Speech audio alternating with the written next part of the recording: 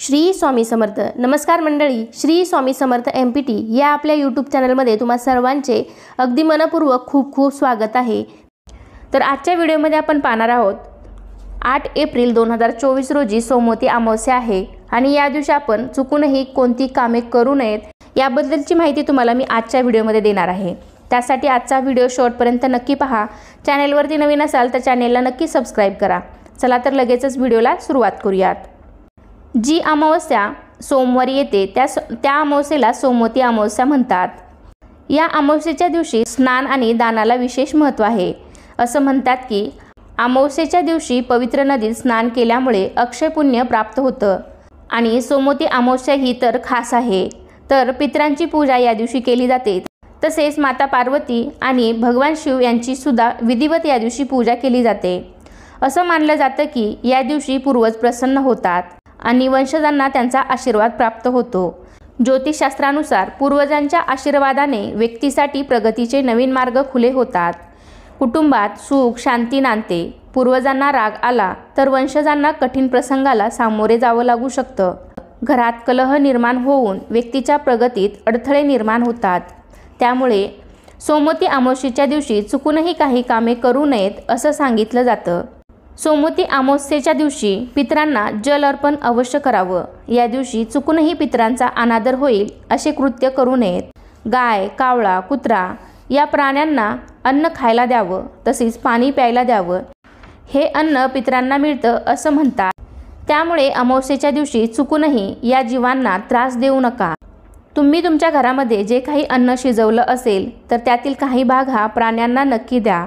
अमावस्येच्या दिवशी पूर्वज आपल्या वंशजांच्या मार्फत तर्पण, पिंडदान, श्राद्ध यांची प्रतीक्षा करत असतात. ते मिळालं नाही तर ते त्यांच्या वंशजावर रागावतात, दुःखी होऊन वंशजांना शाप देतात असं आपल्या शास्त्रामध्ये सांगण्यात आलं आहे. ज्योतिषशास्त्रानुसार सोमवती अमावस्येच्या दिवशी मांस, मद्य, इतर उपद्रवी पदार्थांचं सेवन करू नये. असे केल्यामुळे नकारात्मकता वाढते. एवढंच नाही तर ते तुमच्या प्रगतीत अडथळे देखील निर्माण करतात. यासोबतच अमावस्या तिथीला ब्रह्मचर्य नियमांचं उल्लंघन करू नये. यासोबतच अमावस्येच्या पूजेच्या वेळी पितृसूक्त किंवा पितृस्तोत्राचे पठण केल्यास शुभ फळ मिळतं. तसेच तुम्ही या दिवशी भगवान शिव आणि माता पार्वतीची सुद्धा विधिवत पूजा केल्यास तुम्हाला त्याचे शुभ फळ नक्की प्राप्त होते. सोमवती अमावस्येचे व्रत करणाऱ्या सुहासिनी महिलांनी भगवान शंकर आणि माता पार्वतीची पूजा करावी. माता पार्वतीला सौभाग्याचं लेणं, दागिने, बांगड्या, साडी, चोळी अर्पण करावी. असे केल्यामुळे वैवाहिक जीवनातील अडचणी दूर होतात. सोमवती अमावस्या 8 एप्रिलला आहे. सोमवती अमावस्येला चुकूनही कोणत्याही झाडाला इजा करू नये. यामुळे पितरांचा दोष निर्माण होऊन जीवनामध्ये धन, अन्न आणि सुखाची कमतरता भासते. सोमवती अमावस्येला केस आणि नखे कापू नयेत. महिलांनी या दिवशी केस धुवू नयेत. अमावस्या म्हणजे पितरांचे स्मरण करण्याचा हा दिवस. अशा स्थितीत सोमवती अमावस्येला पितरांच्या शांतीसाठी शिवपूजनासह श्राद्ध कर्म करावे. सोमवती अमावस्येला कोणत्याही प्रकारची नशा करू नये. तामसिक भोजन टाळावे. असे केल्यास भविष्यात त्याचे विपरीत परिणाम भोगावे लागतात. तसेच दूध आणि दही कोणालाही दान करू नये. या विशेष दिवशी भगवान शिव, माता पार्वती आणि चंद्रदेव यांची पूजा करण्यात येते. हिंदू कॅलेंडरनुसार यावर्षी 8 एप्रिल 2024 रोजी सोमवती अमावस्या आहे. सोमवती अमावस्येच्या दिवशी व्यक्तीने तामसिक अन्नाचे सेवन अजिबात करू नये. या दिवशी मांस, मद्य, कांदा, लसूण याचे सेवन करण्यास मनाई केलेली आहे.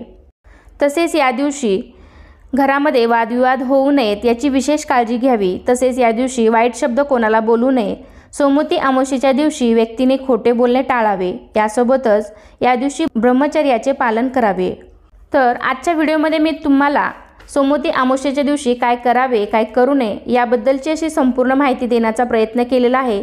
तर कसा वाटला आजचा छोटासा व्हिडिओ मला नक्कीच कमेंटद्वारे सांगा. आणि असे छान छान माहितीपूर्ण व्हिडिओ पाहण्यासाठी आजच आपल्या चॅनलला सबस्क्राईब करा. चला तर मग पुन्हा भेटूया अशाच एका छानशानी माहितीपूर्ण व्हिडिओमध्ये. तोपर्यंत धन्यवाद. श्री स्वामी समर्थ.